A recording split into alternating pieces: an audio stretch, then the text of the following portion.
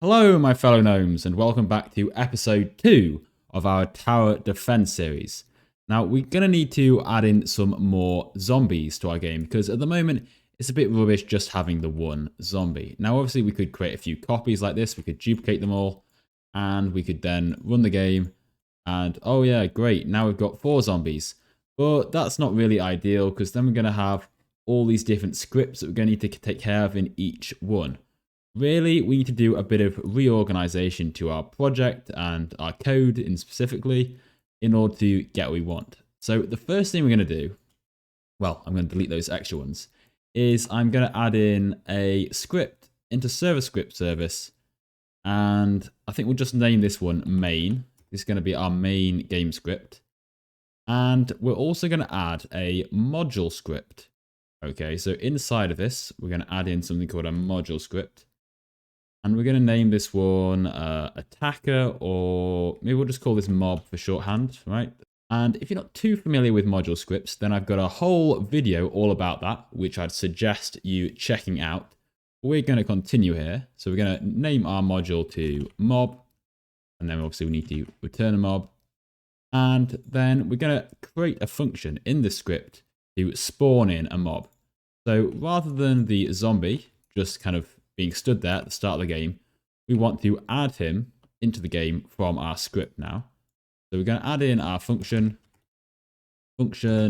mob dot, it's a module script. You type the name of the module followed by the name of your function, and the name is going to be spawn, okay? Mob dot spawn. And I think the parameter it will need to take is the type of mod. So let's put the name and then maybe the map that we want to spawn them onto. And so then inside of our main script, we can then call this function. So just so we can check it's all working, we'll print out name and map. That's all we'll do here. And then back in our main script, we're going to want to access that module script. So local mob equals require, and we put script.mob. So then now inside our main script, we can say mob.spawn, and we would then want to spawn what is zombie onto the grassland map, right? And then if we run that, we should see down in the output zombie grassland map, because that's what we've instructed it to do in our module script. Now at present we haven't actually got any map at all. Well, we've got this path.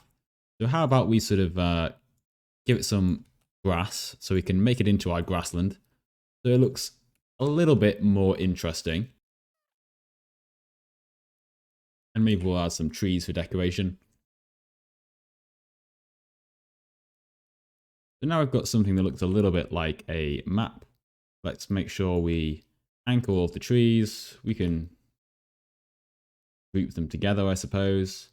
And then we ultimately want to put this whole thing inside a folder. So we'll just call this grassland, seeing as that's what we're going to call it. And we're going to move everything into the grassland map. The drooling zombie we don't actually want. So we're going to move him over into server storage, because we don't want him to be in the map to start with. And then in server storage, we'll add in a folder for where all our monsters are going to be. So we can put mobs, and then he can go in the mobs folder. And let's rename him from drooling zombie just to be zombie, so it's a bit easier to remember. And now inside our main script, we can say, we get a variable for the map. We could say local map equals workspace dot grassland. And then we can pass this in. And then for our zombie, we're going to then want to check and see if there is something called zombie inside of that mobs folder we just created. So in the mob module script, let's have a look. We'll say local mob exists equals, and we're going to need a variable for the server storage actually. Always a good idea to put variables for services at the top. So we can say server storage equals game get service server storage. And then we will know that the mob is in the mobs folder inside of server storage. And then we're going to look for whatever they requested. So find first child and the name that they've passed to that parameter. So if the mob exists, then we can start to move it into the workspace. Move into workspace, that's just a comment. But else, if it doesn't exist, then we'll just leave some kind of a warning, shall we? Warn. Requested mob does not exist. And then maybe we'll just follow that up with the name that they were trying to get. But if they do exist, then we're going to want to clone it into the workspace. So local new mob this time equals that existing mob. And then we're going to clone it. Open close bracket. Once we've cloned it, then we're going to want to give it a parent. And there's one more thing we need to do. We need to set it a position. So how about we add in a new part into the grassland map. And we can just make this our starting point. Doesn't really matter what color or material it is, but I'll do this anyway. Right, we'll make it force field. Why not? Okay, something like this. So you can kind of see that. Maybe if it's red, it'll be easier to see. There we go. Okay, so that's our starting point. It's anchored. Disable on. Disable can collide. And then if we've got a map as well, we'll know that the new mob got its humanoid root part and set the C frame of that equal to the map dot start, that part we just created, and get the C frame of that. So remember, C frame stands for coordinated frame. It's essentially its position in the world, and it's going to keep the rotation as well. So if I turn on the orientation indicator, you'll see this part, that F, it's facing forwards. So anything we spawn in will have the same C frame as this, we're in the same position and orientation as this part. So now in our mob script, we are seeing if they exist. If it does, then we're going to clone it. We're going to set it to the position and then finally add it into the workspace. So let's give that a try. Right, we're trying to spawn in a zombie onto the map. From our main script, let's just try running the game. Run the game, and there we go. A zombie has spawned straight into the spot. Now we will notice we've got an error down in the output. That's from the existing script inside of the zombie. So if you remember before, we created this script, get him to move, but we don't really want to have individual scripts for each zombie anymore. So let's cut the contents out of here. We can delete this script, and instead we're going to do it inside of this mob module script now. So we're going to create a new function at the top here, function mob.move. This is going to want to take as parameters the mob that we want and the map as well. So now we can copy and paste that in and make a few changes. Obviously, the zombie is no longer equal to script.parent, but it is our mob parameter that we're being sent in. So let's change this just to humanoid. And we can make this equal to mob. And we're going to wait for child now. So it's a good idea to wait for the humanoid to be fully loaded in. Wait for it to be loaded. And the waypoints now, these aren't just workspace.waypoints. It's actually that grassland map. So whatever map we're being given. And then we will say dot waypoints. So now we use that humanoid variable down here. And then finally, we'll head back into our main script and we are going to spawn in a couple more zombies as well. So how about we do this inside some kind of loop? We'll say while, or let's spawn in 3 of them. So for I equals 1, 3, do. and we just have that. We'll wait 1 second for task.wait, and then we will spawn in 2 more. So let's run that. And we're going to see zombie spawn in, a second one and a third one, and they all spawn in at the same spot. But we need to tell them to move, don't we? So back in our mob module script, and after we've spawned them in, we can then call this move function. So after we've done this, we're going to say mob.move, and the parameters are the mob, which in this case is this new mob that we've just cloned into the workspace. And the second parameter is the map, which we've already been given from here. So we send that information as well. And now if we run the script, we're going to add the mob and it's going to move. But we'll notice that it hasn't spawned in our other mobs. Why not? We're still waiting here. We told it to do it 3 times. Why isn't that happening? Well, if we wait till this zombie gets to the end of the course, and there he goes, you'll see suddenly now a next zombie spawns in. Obviously, we don't want this to happen. We don't want the script to yield or be waiting for the entire zombie to get all the way around the course before the next one spawns in. We need some way to have these different bits of code run at the same time. We don't want our mob.move function to interrupt our spawning. So how we're going to fix this is we're going to use something called coroutines. Now, I'm not going to go into this in too much detail here, but essentially I'm just going to put coroutine.wrap, and then I'm going to get these 2 brackets. And inside here, I put the name of my function, which is mob.move. And then because I need to send the parameters as well, I do another opening and close bracket, and then I can copy and paste those parameters in, like so. And if I then move that, I can then spawn in my mob. It will start to move it, and then it will return, and we can then spawn in another one. So we're not going to have that delay while everything is being forced to wait for it to move all the way around the map. So now we can see we get those 3 zombies out they come, and they can all move together without the script sort of getting in each other's way. So a few little more quick changes we'll do here. The first one is we don't want them all piling up at the end of the course. Once they've got to the end, we just want to remove them from the world. And the second thing, we probably want to tidy up this script a little. So I'm going to stop the game. And to get them to destroy once they've finished the course is pretty easy. After we've looped through every single waypoint, all we need to do is say mob destroy. And there we go. That's all we need to do, because this line of code cannot run until it's gone all the way through the loop, aka it's gone over every single waypoint.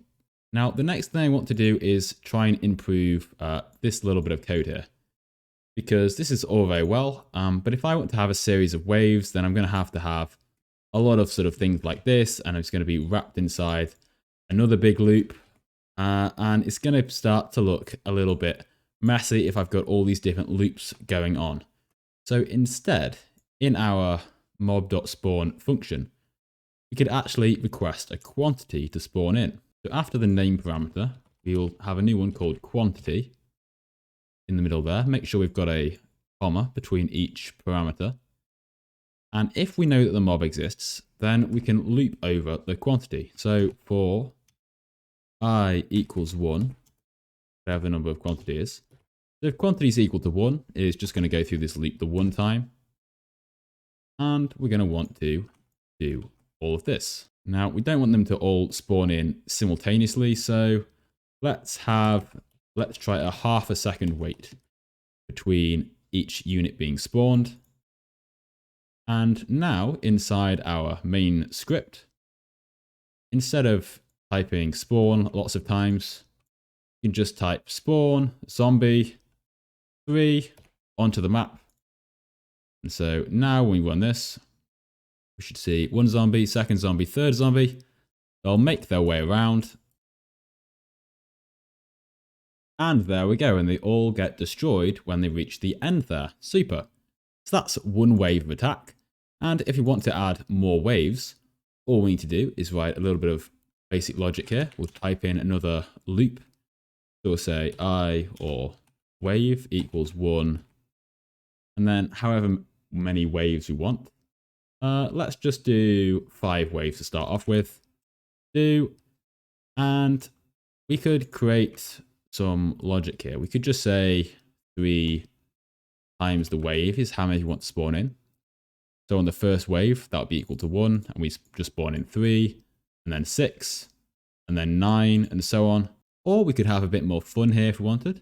So I could say if the wave is less than 5, then we'll do 3 times whatever wave we are. But else if the wave is 5, so the last wave, then in that case, we're not just going to multiply it. We could just straight up spawn 100 zombies, all like that. So they're going to have a lot to deal with there. And at the top, we can print out wave starting and the name of the wave. And then at the end, we can print out wave ended. And maybe we'll just have a short wait as well. So task.wait 1 second. And let's see if that's all working now. Click run again. Wave starting 1, we see at the top. And it's going to immediately start to spawn in the entire next wave of zombies. We've got loads of zombies being churned out.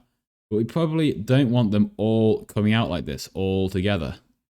So we're on the 4th wave, we've got a lot of zombies already. And now on the 5th, and it's going to be churning out 100 zombies right now. So we've got all manner of zombies being pumped out of the zombie factory. But we want to give the defending players a little bit of a chance. I don't think anyone's going to be surviving this, are they? So why is this loop just keeping going? We're spawning them in, we're waiting 1 second. Shouldn't it wait till all of these are spawned in? Well, if you remember, because we put it in this coroutine, we're actually not yielding at all. So this function isn't going to wait until they're finished moving. It's just going to spawn them in and it's going to go straight back to the main loop. So the way we want to fix this is we want to check that there's no more zombies on the map. And so instead of just putting them into workspace, like we're doing here, how about we create a folder inside of the map? And we're going to name this to be the mob folder. And so we can parent them to map.mob. And then inside of our main script, after all of our spawning, we can check. So every second, we will repeat until the map.mob get children equals 0. So the number of children, so the hash map.mob folder and get the children. And if it equals 0, then we'll stop looping. But otherwise, we will keep waiting. So we can wait every second, and every second we'll check, is the folder empty? And if it's not, we'll keep going. So now when we run that, we spawn in the 3 zombies, and these zombies will keep moving around now until that mob folder inside the grassland map is empty. So there's currently 3 of them in there. And they're approaching the exit, and they're being all deleted, and then now look, the wave's ended, and the wave 2 can now start. And the next wave spawns in. And instead of just waiting for them to go around, I could just delete them all. I delete this last guy. And look, wave ended and the 3rd wave will then start. So there we go. We've got a sort of basic gameplay loop going on now. We still need a lot more details to add here. We need to get a base to take some damage here. And we're going to need eventually a way to damage the attackers. But hopefully that's got you started with your wave-based attack system. We're making a decent bit of progress, I think, here. Hopefully you've followed along. If not, then join me in the Discord. Link is in the description. and you can get some help there. If you found this video informative, then why not give it a like and even consider subscribing. Thank you very much, and I'll see you in the next episode. Goodbye!